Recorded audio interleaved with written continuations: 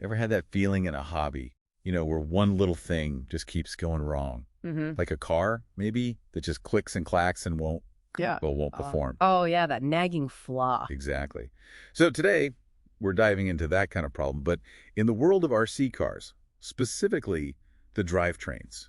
And the surprising part, the fix often boils down to something tiny lubricant choice. It really is fascinating. We're zoning in on optimizing the MIP Super Ball differential, specifically for those classic Tamiya ORV chassis cars, the Frog, Blackfoot, Monster Beetle, Oh, I icons. love those. But their original gearboxes, well, they had a weak spot.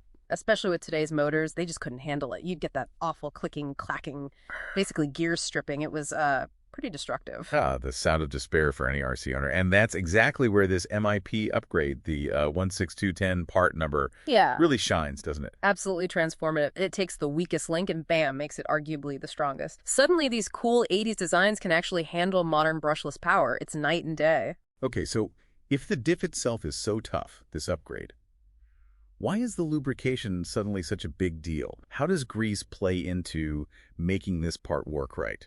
Good question. So first, you got to understand what a ball diff is. It's not like your standard gear diff. It's a tunable, friction-based, limited slip differential, an LSD, basically. Okay, LSD, tunable friction. What does that mean for driving? It means it stops one wheel just spinning uselessly. If Right. it loses grip, diffing out, it actively sends power to the wheel that can grip. Crucial for acceleration, crucial for handling, especially like pulling out of a corner. Right, makes sense. Power where you need it. So the lubrication. Okay, here's the critical bit. It's like a two-part symphony of lubrication. You absolutely need two distinct types of grease, not just one. Two types. Okay, that sounds like a place people could easily mess up. Very common mistake.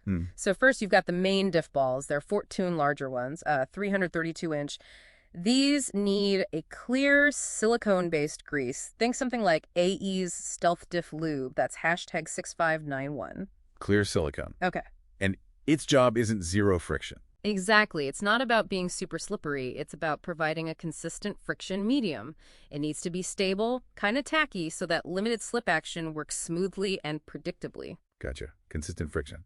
Okay, what's part two of the symphony? Part two is the thrust-bearing assembly. Tiny little thing. Uses 6 smaller 564-inch balls. But this part, it takes immense axial pressure. It's literally what squeezes the diff plates together. Wow, okay, so that needs something different. Totally different. It needs a black extreme pressure grease. An EP grease, usually moly-based molybdenum disulfide, like AE's hashtag 6588 black grease. If you put that clear silicone stuff in there, Uh-oh, what happened? it just gets instantly squeezed out. Gone. Then you've got metal grinding on metal under huge pressure. It'll destroy itself, like, immediately. The black grease is designed to stick, to handle that crushing force. Okay, that's a critical difference. Clear for smooth friction, black for extreme pressure. Yeah. Makes sense. Yeah. So the MIP kit, it comes with grease. Right. It does, yeah. And look, it's functional. But Wow. you hear reports sometimes, maybe not quite enough grease. Or worse, the clear grease can sometimes arrive kind of dried out. Oof, that's bad news if you're new to this and just use what's in the bag. Exactly. Which is why many builders, especially experienced ones, kind of see the Associated Electronics, the AE factory teen stuff, as the gold standard. The AE grease, like that Stealth Lube Yeah. black grease you mentioned? Yeah. The hashtag 6591 Stealth Lube is just legendary for ball diffs, gives that super smooth, almost buttery feel, and the hashtag 6588 black grease is just a benchmark EP grease, proven in racing. So going with the AE stuff is like taking out an insurance policy on your expensive MIP diff, ensuring it performs at its absolute best. Pretty much, it's about consistency, proven performance. You know it's formulated exactly for this job. It's the pro-build approach, really. Gets the most out of the hardware. Fewer rebuilds, too, probably. Okay, any other tips for someone building one of these? Yes, absolutely crucial. Break-in. You have to break in the diff properly.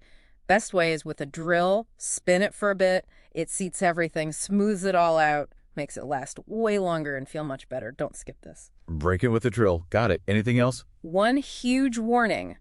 Never, ever let a ball diff slip under power. If you hear this awful screeching, barking, or chirping sound when you accelerate hard, stop immediately. What's happening there? That's the diff slipping internally. It generates insane heat. like instantly. It will melt the plastic parts, ruin the balls, destroy the plates.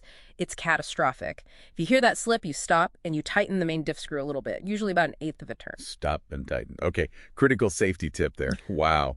So it really is amazing how something as seemingly small as choosing the right type of grease can have such a massive impact on performance, durability, the whole experience, really. It's all in the details, isn't it? Especially in mechanics. The little things add up. Which makes you wonder, doesn't it? Well, thinking about how these tiny specific details in RC, the right lubricant here, make such a difference. Where else, maybe in your work or just life, are there overlooked friction points or lubricants holding things back? What small detail could you optimize for a smoother, more powerful outcome? That's a really interesting thought to leave people with. What are those hidden details? Good question.